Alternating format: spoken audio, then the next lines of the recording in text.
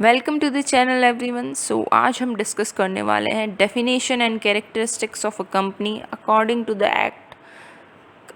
The companies act 2013। So सबसे पहले हम देखेंगे definition. According to section 2 subsection 20 of the companies act, company means जो कि इनकॉर्पोरेटेड है अंडर दिस एक्ट और under any previous company law, यानी कि 2013 से जो भी पहले कंपनी लॉ एग्जिस्ट करता था उसके अंदर जो भी कंपनीज इनकॉर्पोरेटेड हो रखी हैं वो कंपनीज एक्ट के अंदर companies कहलाएंगी।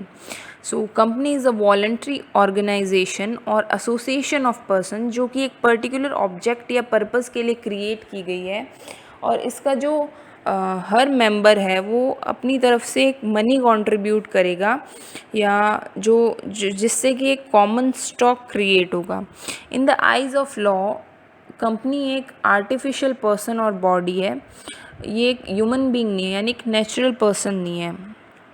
Characteristics of company, and इतनी सारी कैरेक्टरिस्टिक्स है कंपनी की, जिसमें फर्स्ट वन है voluntary organisation, independent legal entity, perpetual succession, common seal, limited liability and transferability of shares, institution of suit, citizenship, centralized management, permanence and stability। So सबसे पहले हम देखेंगे वॉलंटरी ऑर्गेनाइजेशन। जो first characteristics है वो है इसके फॉर्मेशन एज अ कंपनी का formation as a voluntary organisation. So company का फॉर्मेशन एक कॉन्ट्रैक्ट के तहत होता है जिसमें कि जो भी पर्सन्स इंक्लूड होते हैं वो अपनी फ्री कंसेंट से आते हैं, उनके ऊपर कोई बाउंडेशन नहीं होता कि उनको इसका मेंबर बनना ही है। And second characteristic is independent legal entity, यानी कि कंपनी की एक लीगल पहचान होती है। तो कंपनी की जो एंटिटी है वो सेपरेट होती है इसके मेंबर्स से। So this is the reason that the rights and liabilities of company are separate from those persons by whom the company has been created. So company की सेपरेट लीगल एंटिटी होने की वजह से इसके जो मेंबर्स हैं और कंपनी है उनकी जो राइट्स एंड लाइबिलिटीज़ है वो एक दूसरे से सेपरेट होती है।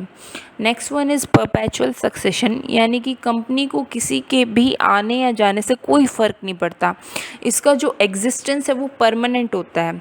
सो from the resigning from membership on becoming bankrupt, death of a member or becoming vacant for other reasons, the existence of company doesn't come to an end.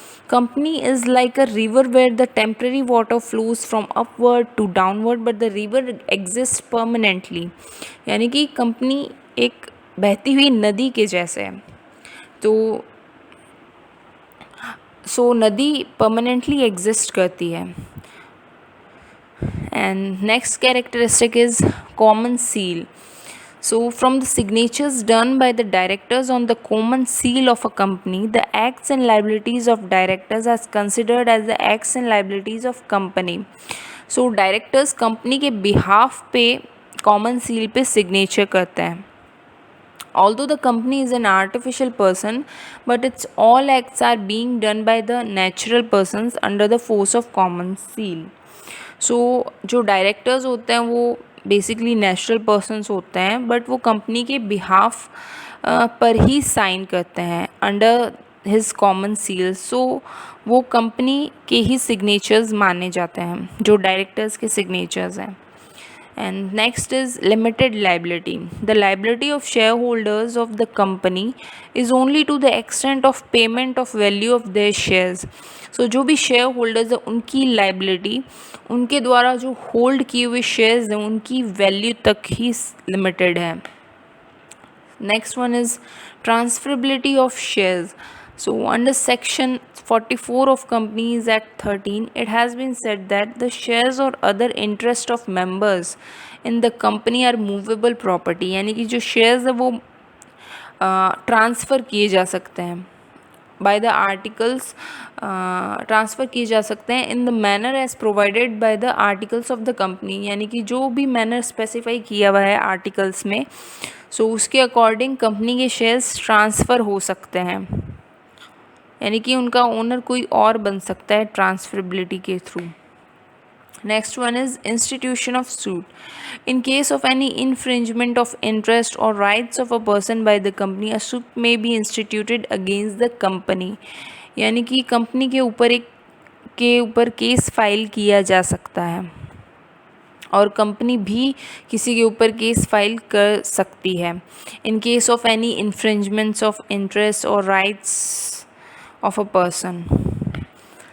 Next one is citizenship. This is a particular feature of the company that it is not a citizen and therefore जो article 19 का protection है constitution का वो company को नहीं applicable है.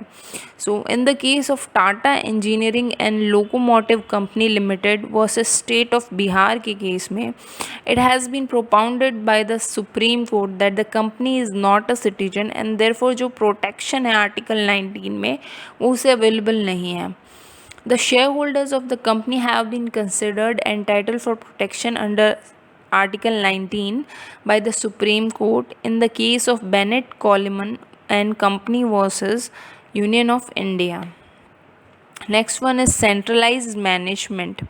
The management of company remains secured in the hands of directors and skilled professionals, managers and persons. So company को जो manage करते हैं वो उसके जो board of directors हैं या जो professional managers हैं persons वो करते हैं. जो पॉलिसी मैटर्स होते हैं कंपनी के वो जनरल मीटिंग्स में डिसाइड होते हैं एंड जो मिनिमम नंबर ऑफ डायरेक्टर है वो 3 है as per section 149 of companies act and 1 person company is its exception यानी कि उसमें एक ही पर्सन डायरेक्टर होता है. Permanence and stability. One particular feature of the company is also that the capital of company remains permanent and stable.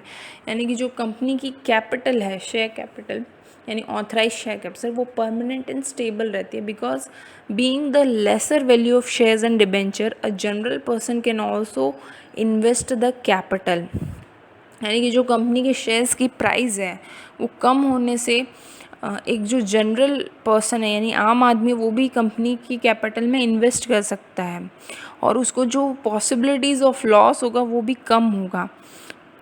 And own property can be obtain back at any time by sale of shares and debentures.